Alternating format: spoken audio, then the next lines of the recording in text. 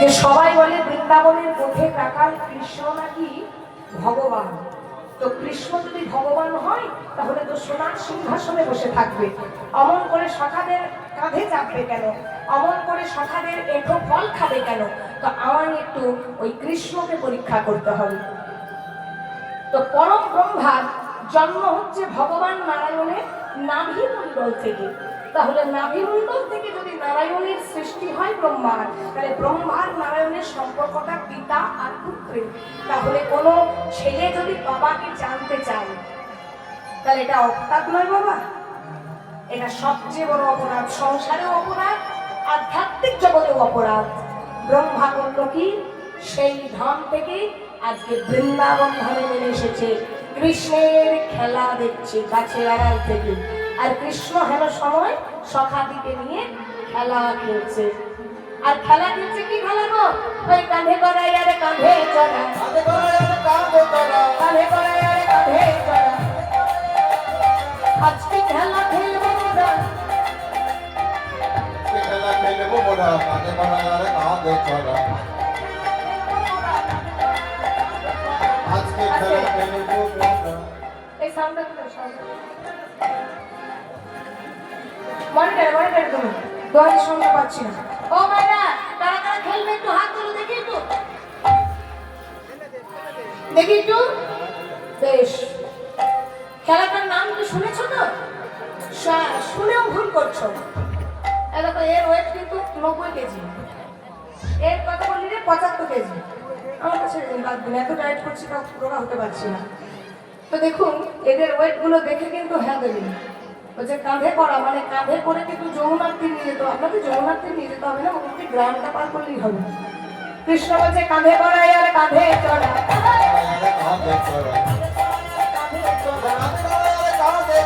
আজকে খেলা খেলবো মোরা, কাঁধে করাই আর কাঁধে চড়া। আজকে খেলা খেলবো মোরা, কাঁধে করাই আরে কাঁধে চড়া। ও মায়েরা, হ্যাঁ ভুলে নিয়েছিল। ও মায়েরা, কাঁধে করতে পারবে? তাহলে বেশ, যে বললেন যে হ্যাঁ হ্যাঁ খেলবো, আগে শোনো, আগে ঝাঁপিয়ে দিও না। যাই না, আমি কিন্তু কাঁধে চাপবো। এই তুই কাঁধে চাপবি না চাপাবি? তুইও চাপবি? এই তুই কাঁধে চাপবি না চাপাবি? হ্যাঁ, সবাই জগতে চাপার জন্য বসে আছে, চাপানোর জন্য কে বসে আছে গো? হ্যাঁ, ও মায়েরা, কাঁধে চাপবেন না চাপাবে? আপনারা চাপবেন, বুঝে গেছি। কিচ্ছু বলছে না, দেখে তো পড়ে গেছি খাবে, আর কিছু বলো না, বললো দোষী হয়ে যাবে। আর হ্যাঁ বললো কাঁধে করতে পারবো। তাহলে চাপ থেকে সবাই যদি বলে চাপা থেকে, সবাই যদি বলে কাঁধে চেপে চেপে ঘুরবো, তাহলে চাপা দিতে একজন হবে। ও মায়েরা, একজন তো চোর হতে হবে। চোর বোঝো তো? ওই যে আমরা ছোটবেলায় আইস আইস করে বুনতাম, চোর বা খুঁড়ি করতাম না খেলাতে, তাহলে খেলাই চোর। এই দেখ, একে চোরের মতো লাগছে না? তুই চোর হ, তোর কাঁধে আমরা চেপে চেপে যাবো।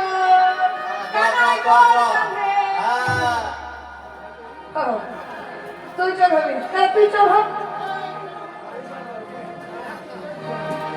তাহলে কি করা যায়? এক কাজ কর, ওই যে গাছটা দেখছিস, তোরা 24 জন আর আমি একজন, যা 25টা পাতা তুলে নেয়, ওই যে পিঙ্ক পাতা তুলে। কোন দিকে যাচ্ছিস?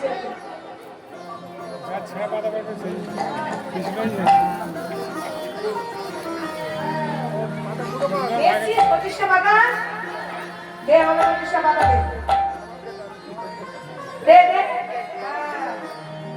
বাহ বাহ বাহ বাহ বাহ, এই দেখ, ভালো করে দেখ, এই 25টা পাতার মধ্যে আমি একটা পাতা ছিদ্র করে দিলাম। ও মানে দেখতে পাচ্ছ, ফুটো পাতা দেখতে পাচ্ছ? ও বাবা, আমি চোখে কম দেখি, বাবার আছে, বলো হ্যাঁ কি না জোরে বলো। হ্যাঁ জোরে জোরে বলবে। এই যে আপনারা দেখতে পাচ্ছেন, এটাকে কি বলে? হ্যাঁ, সেরা পাতা, ফুটো পাতা, ছিদ্র পাতা, রন্ধ্র পাতা, অনেকগুলো নাম আছে। মায়েরা দেখতে পাচ্ছ, এই পাতাটা আমি সব পাতার সঙ্গে মিশিয়ে দিলাম। এবার সবাই একটা করে চোখ বন্ধ করে পাতা তুলবি, যার ভাগ্যে ছেঁড়া পাতাটা উঠবে সেই আজকে চোর চোর চোর, সে কাঁধে করে করে যমুনা পার নিয়ে যাবে। হ্যাঁ হ্যাঁ হ্যাঁ, ঠিক আছে। ঠিক আছে। এই চোখটা বন্ধ কর সিদাম, চোখ বন্ধ কর। সুদামা তুই ব্রাহ্মণের ছেলে, আগে থেকে লে দেখ পাতা দে, আমার সকাল থেকে একটু পাতা দে।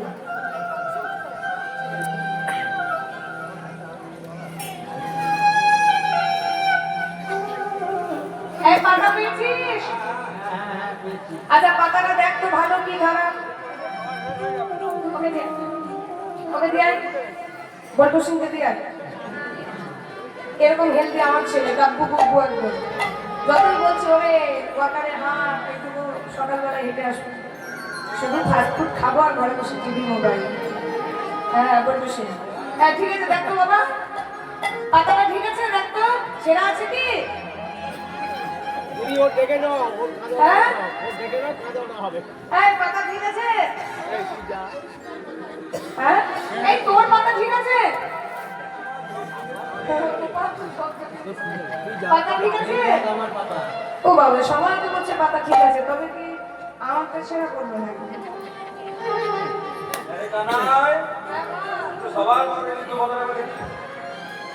তাও তো ঠিক, তুমি সবার দেখেছি। এই দেখ আমার পাতা।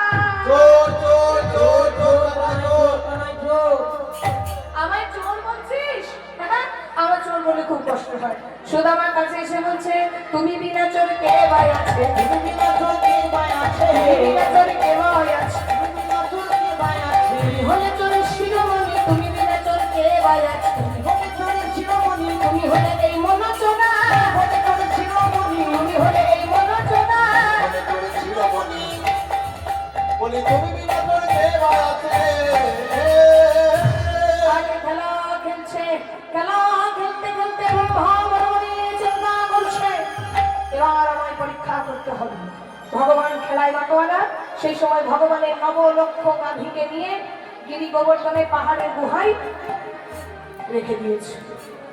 ভগবান মনে মনে চিন্তা করছে হাই হাই আমার নাভিগুলো তবে কি মিষ্টি ঘাসের আশায় কোনো দিকে গেল নাকি?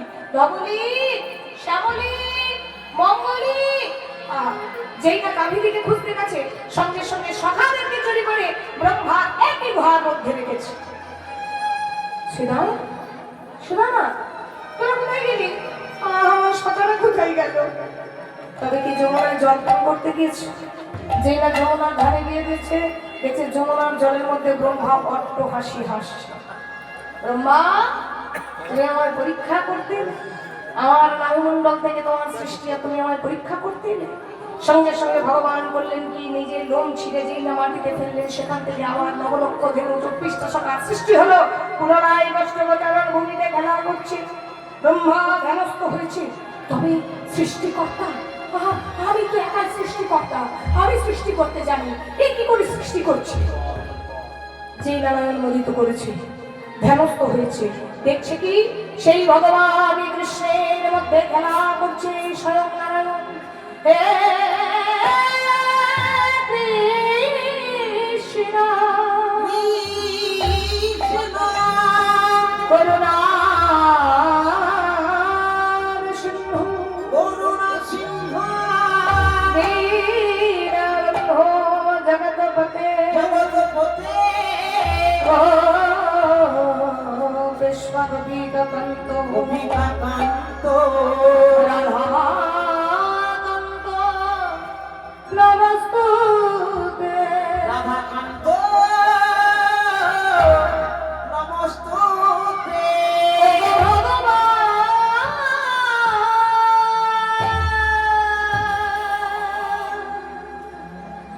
আমায় ক্ষমা করো, আমায় ক্ষমা করো ভগবান তুমি আমায় ক্ষমা করো,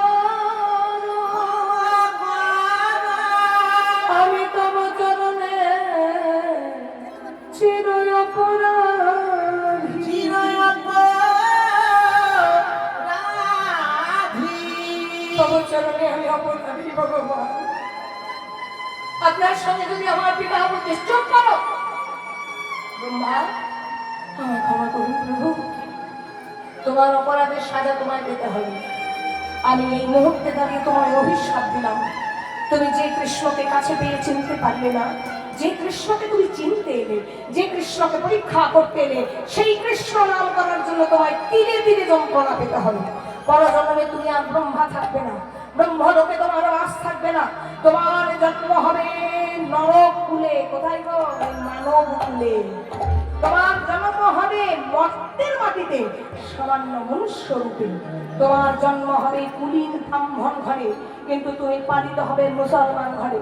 কৃষ্ণকে তুমি পরীক্ষা করতে এলে, কৃষ্ণকে কাছে পেয়ে তুমি নাম করলে না, তাই কৃষ্ণ নামের জন্য তোমাকে মুসলমানের হাতে তোমাকে মার খেতে হবে। শুধু তাই নয়, পাণ্ডু আর বাইশটা বাজারে তোমায় বেত্রাঘাত করা হবে ওই কৃষ্ণ নামে করার জন্য।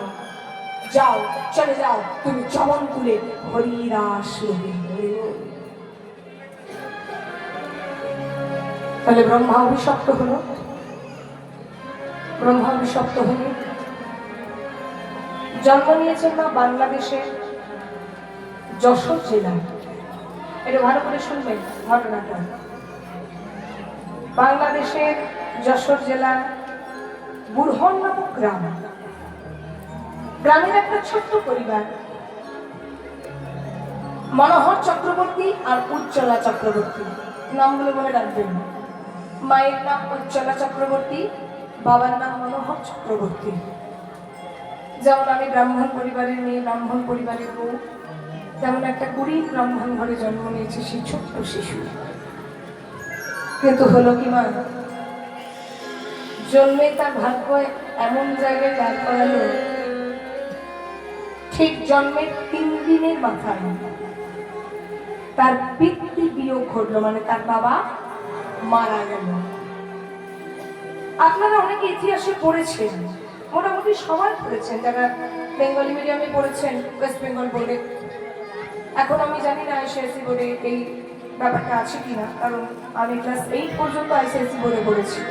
তারপর আমারও যখন বাবা মারা যায়, তারপর আমি আমার গ্রামের বাড়িতে গিয়ে ওয়েস্ট বেঙ্গল বোর্ডে আমি ক্লাস করেছি।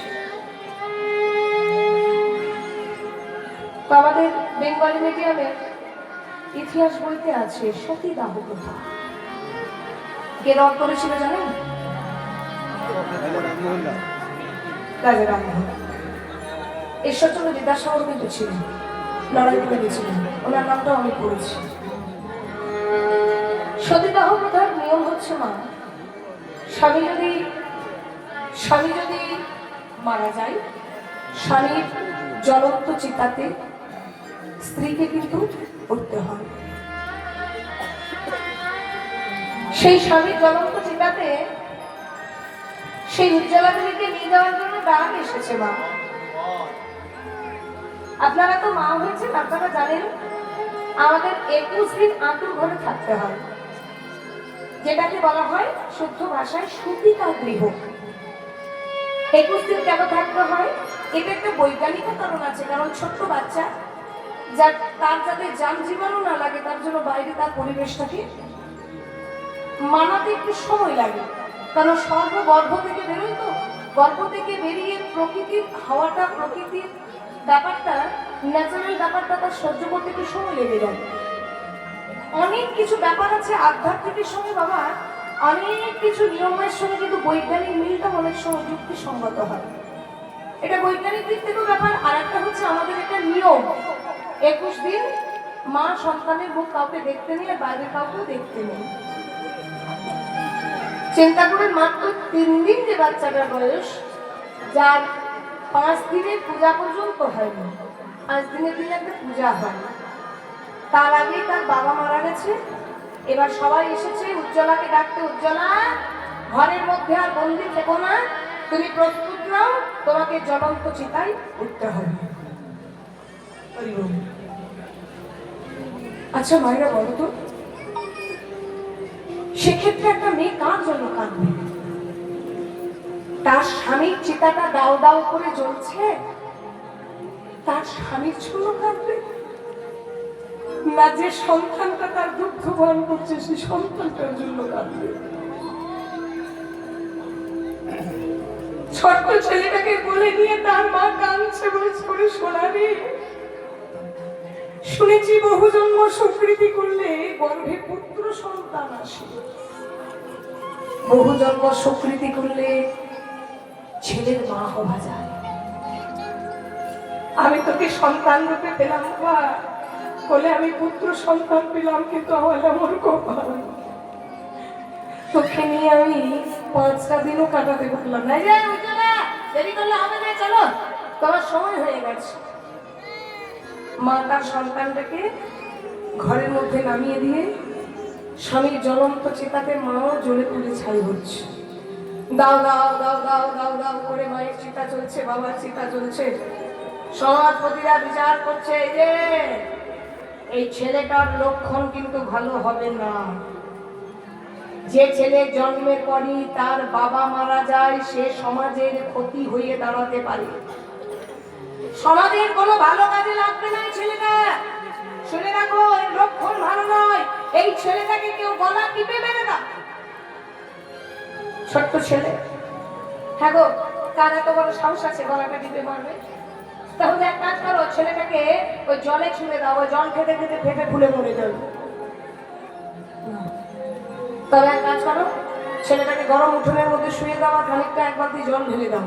ওই জলের ভাপে আর সূর্যের তাপে, ওই ভাপে আর তাপে ছেলেটা নিজে নিজেই কাঁদতে কাঁদতে মারা যাবে। ছেলেটাকে যেই না গরম উঠোনের মধ্যে শুয়েছে, মা বাবা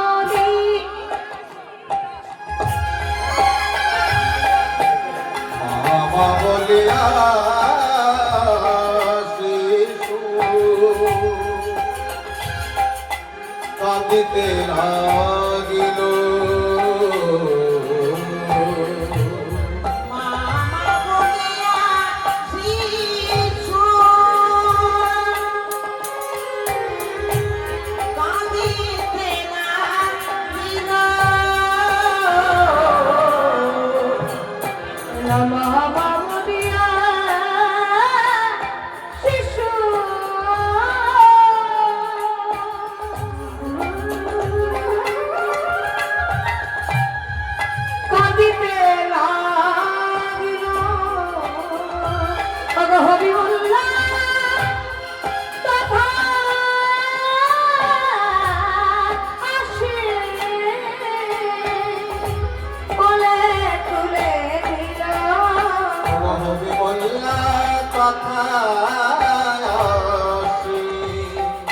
কোলে তুলে দিল, হবে বললে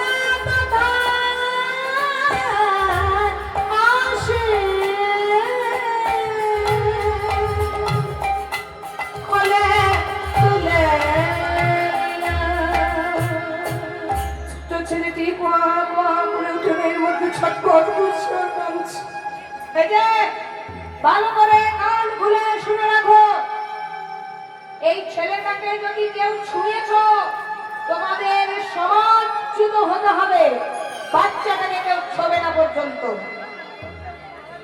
সবাই আচিল পাচিল থেকে তাকিয়ে দেখছি ছোট্ট ছেলেটা মায়ের জন্য কাঁদছে। তার কেউ আর রইল না। মা, একটা কথা আছে না, রাখে হরি তোমাকে কে, আর মারে হরি তোমাকে কে। ছেলেটা যে সময় উঠোনের মধ্যে কাঁদছে, সেই সময় আবার সেই রাস্তা দিয়ে বেরিয়ে যাচ্ছে একজন মুসলমান ব্যবসাদার, যার নাম হচ্ছে হবিমুল্লাহ দর্জি। সেই মুসলমান আবার খাঁটি মুসলমান, 3 ওয়াক্ত করে নামাজ পড়ে। তো সেই মুসলমান, সেই লোকটি আবার বহু চেষ্টা করেও, আল্লাহকে বহু ডাকার পরেও কোনোদিন তার স্ত্রী আমিনা বেগমের কোলে একটা সন্তান দিতে পারেনি। তো তার তো কোনো সন্তান হয়নি, তাই তার অতীপ্ত বৃত্তি হৃদয়টা একটা সন্তানের কান্নায় কেঁদে উঠেছে। এমন করে কে কাঁদে গো? কার বাচ্চা এমন করে কাঁদছে? ওগো, ওকে কি ঘরে কেউ দেখে না? এই যে গো, এই যে দরজাটা খোলা রয়েছে মনে হচ্ছে, দরজাটা খুলেছে। কে আছো গো? এই যে ওর বাবা মা কে রয়েছে, ওকে একটু খুলে নাও।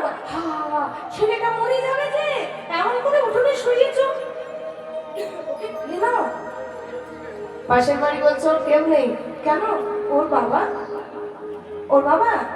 মারা গেছে। তাহলে ওর মা? ওই বাবা মারা গেছে বলে তো মা মারা গেছে। আমাদের হিন্দু ধর্মের রীতি আছে, যে বাবা মারা গেলে তার জ্বলন্ত চিতায় তার স্ত্রীকে উঠতে হয়, তার বাবা মা কেউ নেই, আত্মীয় স্বজন কেউ নেই। তাহলে তোমরা বলে নাও, তোমরা এমন করে ছেলেটাকে কাঁদছে দেখছো, তোমরা বলে তুলে নাও। না না, আমরাও নিতে পাবো না, আমাদের সমাজপতি বারণ করেছে, যদি আমরা ছেলেটাকে কোলে নিই তাহলে আমাদের এই গ্রাম ছাড়া সমাজ ছাড়া করে দেবে। হ্যাঁ, হাই রে হাই হিন্দু সমাজ তোমাদের। 3 দিনের ছেলেটার কথা কেউ ভাবলো না? 3 দিনের ছেলেটাকে রেখে এমন করে তোমরা তাকিয়ে তাকিয়ে দেখতে পাচ্ছ? তোমাদের কেমন সমাজ? ও মায়েরা, সমাজের জন্য ভাববেন না, সমাজের ক্ষতি করবেন না, সমাজে ভালো করুন, কিন্তু সমাজের জন্য নিজেকে ভাবার জন্য দেবেন না। নিজের জীবনটা বিলিয়ে দেওয়ার জন্য নয়, নিজের জীবনটা অতি মূল্যবান। সমাজে কে কি ভাবলো, কে কি করলো, কিচ্ছু কেয়ার করবেন না, ডোন্ট কেয়ার। আপনি যদি নিজে ভালো থাকেন, সৎ পথে থাকেন, সদাচারী হন, সমাজ আপনার পেছনে ছুটবে। সমাজের পেছনে আপনি ছুটবেন না, সমাজ আপনার ভালো চাইবে না। যার জন্য নিজে বাঁচুন, নিজে ভালো থাকুন, সমাজের 5 জনের কথা শুনে নিজের জীবনটা চালাবেন না। তার দেখে যে জীবন অতিবাহিত করে তার মতন বোকার কেউ নেই। ভালো করে শোনো, একটা পরীক্ষার হলে তুমি টুকলি করলে পাস করতে পারবে। মনে রেখো, পরীক্ষার হলে যদি উকি মেরে মেরে তাকিয়ে তাকিয়ে দেখো, তার দেখে দেখে লেখালেখি করো, তুমি পাস করে যাবে। কারণ পরীক্ষার হলে কোশ্চেন পেপার একটাই। কিন্তু পাশের বাড়ির দোতলা হচ্ছে, তাকে দেখে যদি টুকলি করতে যাও, পাশের বাড়ির ছেলে চাকরি পেল, তাকে দেখে যদি টুকলি করতে যাও, ইউ আর ফেলিওর। কারণ পাশের বাড়ির কোশ্চেন পেপার আলাদা, তোমার জীবনের কোশ্চেন পেপার আলাদা। তোমার কোশ্চেন পেপারে তুমি উত্তর দিয়ে যাও, তুমি পাস করে যাবে, কিন্তু পাশের বাড়ির কোশ্চেন পেপার দেখে উত্তর দিতে গেলে ইউ আর ফেলিওর, ফেল করে যাবে। সব সময় নিজে বাঁচার নাম জীবন। নিজে বাঁচা মানে কি জানো? নিজে বাঁচা মানে কিন্তু আত্মশুভি নয়। নিজে বাঁচা মানে হচ্ছে পথটা পরিষ্কার রাখা, সদাচারী, সৎ পথে নিজের পথে নিজে আগুয়ান হয়ে যাও, পরিশ্রম করে যাও, লড়াই করে যাও, জীবনে নিশ্চয়ই তোমার হবে। এটা প্রারব্ধ না। প্রত্যেকটা মানুষকে আমি একটা কথাই প্রত্যেক আসলে বলি, যে যতটুকু পেয়েছি সেটা হচ্ছে আমাদের প্রারব্ধ। কাউকে দেখে হিংসা করে লাভ নেই, কারণ আমরা যতটুকু দিয়ে এসেছি ঠিক ততটুকুই পাবো। যদি দিয়ে আসি তবে পাবো, যদি না দিয়ে আসি আপনি কোনোদিন পাবেন না। ঠকালে আপনাকে ঠকতে হবেই হবে, 100% গ্যারান্টি। আপনাদেরকে একটা ছোট্ট উদাহরণ দিই। আজ আমি মোবাইলটা খুলেছি, মোবাইলটা খুলে একটা উদাহরণ, মানে আমাদের একটা কীর্তনের গ্রুপ আছে, সবসময় দেখা সম্ভব হয় না। কীর্তনের গ্রুপে একজন শেয়ার করেছেন, এক ভক্ত একটা ছোট্ট একটা টোটকা। একজন দুধ বিক্রেতা প্রতিদিন 4-5টা গ্রাম পেরিয়ে দুধ বিক্রি করতে যেত। কেমন না, ঘি, মাখন এসব বিক্রি করতে যেত। তো তার স্ত্রী প্রতিদিন একটা করে মাখনের ডেলা করে দিত। সেই মাখনের ডেলা নিয়ে অন্য দোকানে বিক্রি করে সেই দোকান থেকে জিনিসপত্র নিয়ে এসে তার সংসার চলত। তো সেই মাখনের ডেলাগুলো হচ্ছে 1 কেজি করে সাইজ। এবার 1 কেজি করে কয়েকটা ডেলা করতো, যেদিন যেমন হতো সেগুলো নিয়ে গিয়ে মাখনটা বিক্রি করে চাল, ডাল, নুন, তেল নিয়ে আসতো। সময়ের দীর্ঘ কয়েক বছর ব্যবসা করার পর যার দোকানে প্রতিদিন বিক্রি করে, যে মুদিখানার দোকানে, সেই মুদিখানা প্রতিদিন সেই মাখনটা নিয়ে ফ্রিজে রাখে। একদিন তার মনে সন্দেহ হলো যে প্রতিদিন তো বলে 1 কেজি করে মাখন নিয়ে এসছি, তার বিনিময়ে চিনি নিয়ে যায়, চাল নিয়ে যায়, ডাল নিয়ে যায়, নুন নিয়ে যায়, তেল নিয়ে যায়। তাহাজ একটু ওজন করে দেখি বেটা, সত্যি 1 কেজি নিয়ে আসে না কম নিয়ে আসে না বেশি নিয়ে আসে। সে মাখনের ডালাটা ওজন করে যে দেখছে 900 গ্রাম ওজন আছে। এই কিরকম মানুষ? এত বিশ্বাস করি, এত ভরসা করি, আমি কোনোদিন ওজন পর্যন্ত করি না। মানুষটাকে দেখে মনে হয় খুব সৎ মানুষ, খুব ভালো মানুষ। তবে তবে এত চালাকি? বেড়া কাল আসুক, আর আবার দেখাবো মজা। ঠিক যেদিন এসেছে পরের দিন তাকে দেখতে পেয়ে যায়, দেখতে এত সরল সাদাসিধে, তোর ব্যবহারটার মধ্যে এত মিষ্টতা আছে, এত ভালো, এত তলে তলে তোর এত চালাকি, দোড়াচারি ছেলে কোথাকার, এই দূর হয়ে যায়। কেন আমার এমন করে বলছেন কেন? বলছে তুই যে প্রত্যেকদিন মাখনের ডেলাগুলো দিস সেগুলো কত করে? বলে কেন 1 কেজি করে। 1 কেজি করে? 1 কেজি করে মিথ্যা কথা বলার জায়গা পাস না? তুই 1 কেজি নিয়ে যাস আর আমার কাছ থেকে ওই 1 কেজি ডাল নিয়ে যাস, চাল নিয়ে যাস, মিথ্যা কথা বলেন। বেরিয়ে যা, দূর হ এখান থেকে। বলছে আমি তো কোনো অপরাধ করিনি। অপরাধ করিস নি, তুই আমাকে কম দিস। আমি আর কালকে ওজন করে দেখেছি ওটা 900 গ্রাম ছিল, 1 কেজি ছিল না। কিন্তু আমি তো খুব গরিব মানুষ, হ্যাঁ আমার কাছে তো কোনো বাটখারা নেই।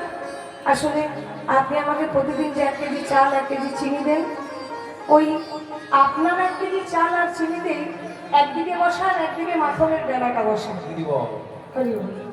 সেটাতে তো ওজন করে আপনাকে দিই। হয় না মানে ঠকালে ঠকতে হবে না। হ্যাঁ, প্রভাত যাবে রোজ ওকে ঠকিয়ে খুব দিব্যি। হ্যাঁ